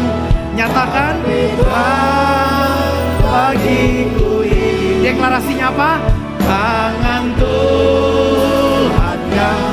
Tuhan yang pegang, tangan Tuhan yang. Sekali lagi nyatakan, tangan Tuhan yang pegang. Haleluya. Tepuk tangan sekali lagi yang meriah. Bapak Ibu boleh duduk. Puji Tuhan. Jadi sering-sering begitu Bapak Ibu. Daripada pusing, bingung, stres, makanya udah banyakin nyanyi. Tapi suara saya gak bagus. Tenang aja Bapak Ibu, suara saya juga gak bagus. Sebaik-baiknya dan secinta-cintanya istri saya kepada saya, mau suara suami sejelek apapun, dia tetap puji. Haleluya. Kalau saya nyanyi, istri saya puji. Suara kamu bagus juga ya. Tapi lebih bagus lagi gak nyanyi. Enggak, istri saya gak ngomong gitu. Jadi mesti berani deklarasi Bapak Ibu. Jangan takut ya jemaat terkasih. Aduh, tepuk tangan sekali lagi buat Tuhan Yesus ya. Aduh. Kita punya Tuhan yang baik loh. Jadi jangan takut mau buka usaha baru. Jangan takut. Jangan takut mau masuk pernikahan. Adik-adikku, anak-anak muda. Aduh, nanti nikah gimana ya. Aduh, nanti gimana. Nanti punya anak gimana ya. Tenang aja. Tuhan pasti tolong. Tuhan pasti buka jalan. Cuman memang udah tahu kalau memang hidup udah susah. Jangan anak 12. Biar bangsa Israel aja. Nggak usah kita lagi. Kebanyakan Bapak Ibu. Jangan takut melayani. Jangan takut pimpin kelompok sel. Boleh ya saya buka satu lagi ya. Dari zaman Pak Yakob sampai zaman saya, Ibu Gembala Senior, Ibu Pendeta Rina Nahuai, sampai Ibu Gembala istri saya, penatua dan diaken, kalau bersalaman dengan Bapak Ibu, tidak semua orang, mulut kami akan terucap, Pak, Bu, pelayanan. Tidak semua jemaat. Jadi kalau telingamu pernah mendengar saya, istri, para penatua diaken berucap, Pak, Bu, pelayanan. Itu Roh Kudus yang ngomong. Roh Kudus yang ngomong. Sampai sebegitunya. Tuhan ngomong langsung, direct, pakai mulut kami. Jangan takut masuk dalam pelayanan. Di pelayanan kita digembleng. Di pelayanan kita belajar tergesek. Di pelayanan kita ditempa. Makanya buat pelayan-pelayan jangan pernah mundur. Tempaan Tuhan tidak akan pernah selesai. Biar kita dimurnikan terus seperti emas. Haleluya. Jadi jangan takut mau pimpin kelompok sel. Aku mah gak bisa. Tuh kan. Ngomongnya seperti 10 orang pengintai. Aku mah bukan siapa-siapa. Orang lain aja. Jangan mental begitu Bapak Ibu. Berkat sudah dekat. Tapi mental menjauh. Jangan gitu jemaat terkasih. Seringkali ada banyak berkat-berkat dan jawaban doa Tuhan bukakan waktu kita melangkah. Musa melangkah, laut terbelah. Petrus melangkah keluar dari perahu, dia bisa berjalan di atas air. Semua ceritanya seperti itu. 10 orang kusta melangkah menuju kepada imam, dalam perjalanan mereka menjadi tahir. Tuh selalu begitu Bapak Ibu. Tuhan bekerjanya begitu. Melangkah dulu. Allah kita, Allah tidak terbatas. Jadi jangan dibatasi dengan langkah kita. Kalau Tuhan berkata, go anakku, go Bapak Ibu. Dalam perjalanan Tuhan bisa menolong kita. Balik lagi sama seperti pelayanan. Dalam pelayanan itu semua gak ada yang pernah bisa mampu. Saya juga gak mampu Bapak Ibu. Tapi ternyata saya bisa mengalami. Tuhan tidak memilih orang yang mampu. Tapi Tuhan akan memampukan orang yang dipilih. Itu Bapak Ibu. Jadi jangan takut. Kalau kita sudah usaha bekerja pun dalam bisnis ini, Tuhan sudah pilih kita bisnis itu. Jadi tenang aja Bapak Ibu doa. Tuhan, kalau dulu ngeliat kemampuan aku sih gak bisa bisnis ini. Kemarin nyoba-nyoba, akhirnya jadi beneran nyemplung, jalanin nih. Kalau gitu Tuhan tolong. Udah kadung Tuhan, udah basah. Tuhan tolong Tuhan. Tenang aja Bapak Ibu. Hasil lab keluar, waduh. Kok kenapa ya banyak yang tinggi ya? Dolar tinggi. Hasil lab juga pada tinggi semua. Gimana ya Tuhan? Dari banyaknya jemaat yang saya dengar-dengar kesaksian, akhirnya nih walaupun belum ada penelitiannya, tapi saya melihatnya begini, ada pola yang sama. Tadinya sehat, gara-gara MCU, apa tuh MCU? Medical check up. Gara-gara kita cek semua kesehatan, pas buset, tinggi semuanya. Langsung tuh jadi sakit tuh. Gara-gara apa? Persepsi. Makanya setiap kali saya ngambil darah, kalau memang rutin untuk ngecek, kan saya kolesterol tinggi Bapak Ibu saudara-saudari. Maka itu kalau jemaat mau masakin buat saya, tolong ya Bapak Ibu tolong bantu juga ya. Begitu. Tapi kalau dekenani ura berat juga untuk nolak sih ya. Apalagi kalau babi panggang 3 lapis. Waduh, itu berat Rudolfo. Berat Veronica. Untuk tolaknya. Jemaat pernah kasih, Pak Pendeta maaf ya kami lagi belajar coba-coba masak. Silakan cicipi babi kami. Saya bilang Bu kalau babi salah masak aja enak. Gimana enak, gimana bener masak. Ya itu intermezzo Bapak Ibu. Jadi kalau kita terima hasil lab pun, kalau dulu sudah salah langkah. Kayak saya salah langkah dulu kan mana ngerti sih Bapak Ibu. Dulu waktu saya muda jemaat terkasih. Satu loyang martabak manis saya bisa habiskan sendiri. Tanpa nasi. Kalau pakai nasi nggak banyak, nggak kenyangan. Dulu waktu masih sekolah, wah nabung uang jajan. Kalau udah lagi waktunya, wah naik sepeda dulu begitu. Wah diem naik sepeda keluar beli martabak manis. Wih setengah coklat setengah keju. Wah itu enak banget. Jadi wah makan sendiri Bapak Ibu, bener makan sendiri. Nggak makan malam, makanin itu. Bener deh. Ternyata ya udahlah berdampak semua kepada sekarang. Jadi sekarang saya udah ngerti, oh ya sudah. Pas cek lab, dokter bilang, Pak kolesterolnya masih tinggi ya. Waduh deg-degan tuh, aduh gimana ya besok ya, gimana gimana tahun depan ya, gimana nanti ya. Tapi tenang Pak, ada obat. Oh. Bapak mesti jaga makan. Oh, ada solusinya. Bapak juga mesti olahraga. Oh, ada solusinya. Ada jalan keluarnya tuh. Cek hasil lab, Pak, Bu, gulanya tinggi ya. Waduh, gulanya tinggi, langsung tensi kita ikut tinggi. Tapi dokter bilang, udah makan obat deh mau gak mau, Bapak mesti tertib nih, Ibu mesti tertib nih. Oh ada solusinya. Waduh ternyata cancer. Pak, Bu maaf, mesti ada solusinya yaitu kemoterapi. Tenang aja dulu, ada solusinya kan, jalanin aja mesti kemo. Ya udah gak apa-apa. Di ruang kemo pun ada Tuhan. Itu tuh Bapak Ibu, jalanin aja.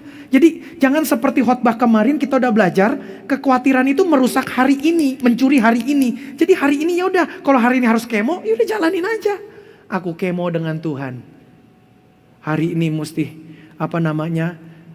nagih utang. Aku nagih utang dengan Tuhan. Hari ini harus pergi ke dokter ngecek sama Tuhan kok. Hari ini berbagai macam alasan selalu kita yakin dan percaya. Walaupun mata gak ngeliat tiang awan dan tiang api, tapi percayalah Roh Kudus ada di hati. Percaya, keren ya. Jadi pantun tuh. Walaupun tidak ada tiang awan dan tiang api, tapi ada Roh Kudus di hati. Wih keren.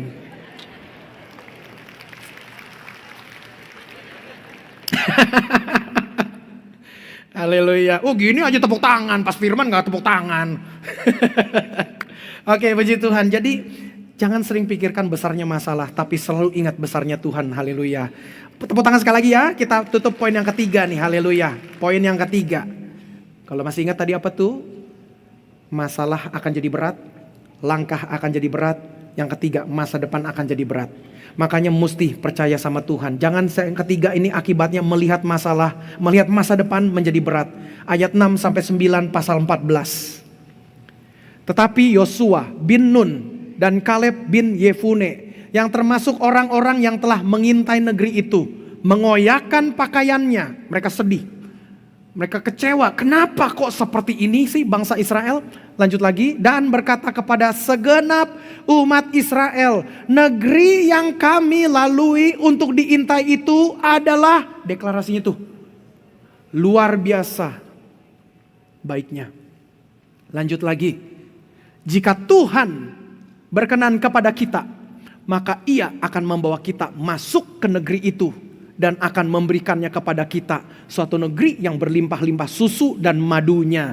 Ayat yang 9, hanya janganlah memberontak kepada Tuhan dan janganlah takut kepada bangsa negeri itu. Dideklarasikan sama Yosua dan Kaleb. Sebab mereka akan kita telan habis. Bukan mereka yang telan kita, kita yang telan mereka. Di counter attack, dibalikan. Tuh, jangan lupa nih langkahnya nih.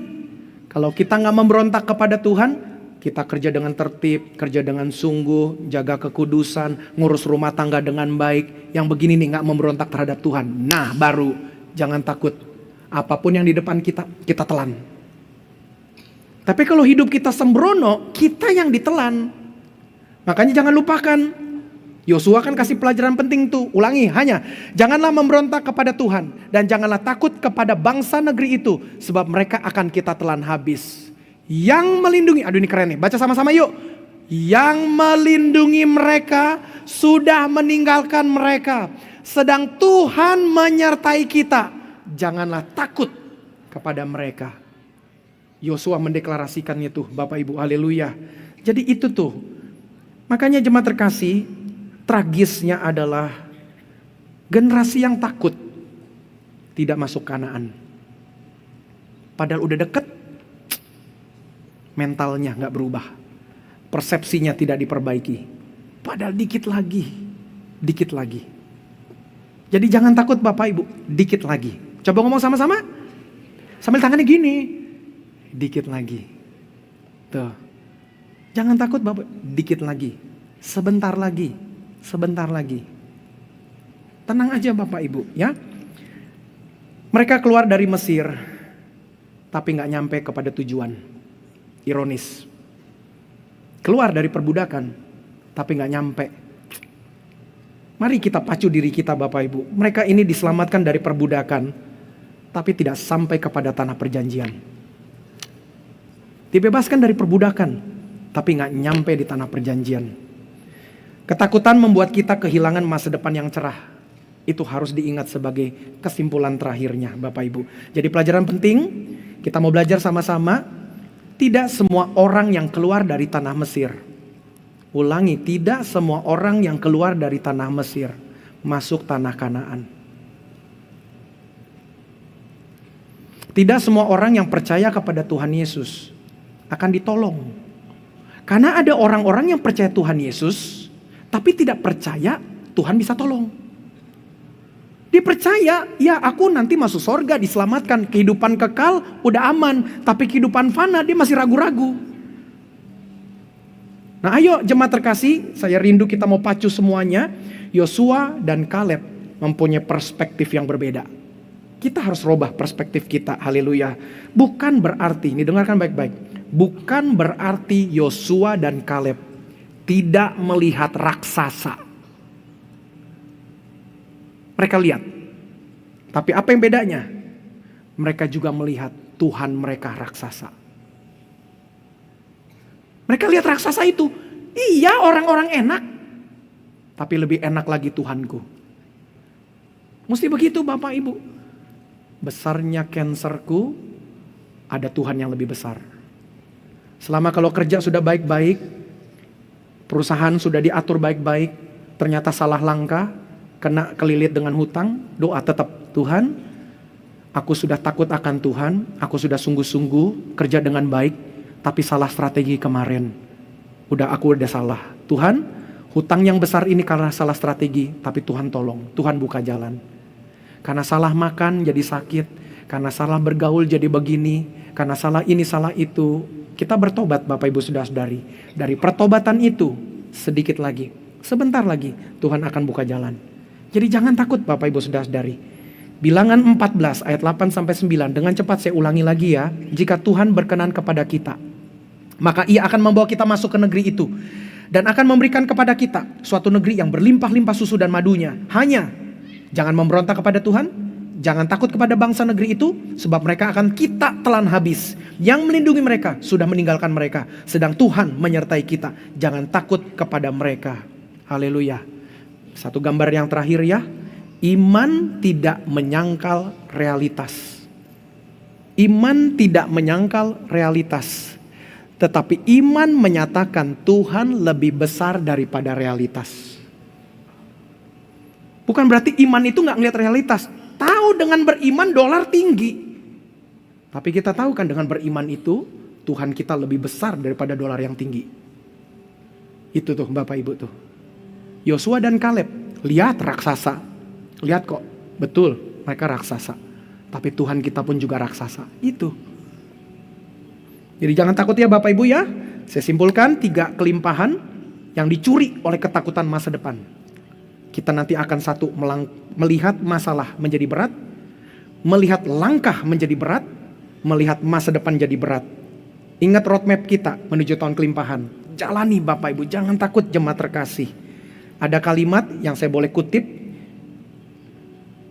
Ketakutan melihat yang terburuk, tetapi iman melihat Tuhan. Dalam bahasa Inggrisnya kurang lebih seperti ini nih. Fear sees the worst. Faith sees God. Ketakutan melihat skenario terburuk, tapi iman melihat Tuhan. Begitu Bapak Ibu, mesti beriman terus. Lihat Tuhan, lihat Tuhan. Jadi pasti ada jalan keluar. Hari ini ada yang takut, hari ini ada yang khawatir, hari ini ada yang putus asa. Jangan takut, Tuhan ada. Tuhan beserta dengan kita Bapak Ibu. Masih ada jalan keluar, masih ada harapan. Jangan putus asa. Sedikit lagi jemaat terkasih. Apa tuh? Sedikit lagi. Ingat stok berkat Tuhan. Makanya mesti mulai sekarang berani deklarasi. Stok berkat Tuhan kita datangkan dengan deklarasi. Aku sembuh, aku ditolong, aku diberkati, keluargaku dipulihkan, usahaku ditolong Tuhan, kesehatanku diperbaiki. Semuanya kita deklarasikan Bapak Ibu. Tepuk tangan, mari kita bagi berdiri, haleluya.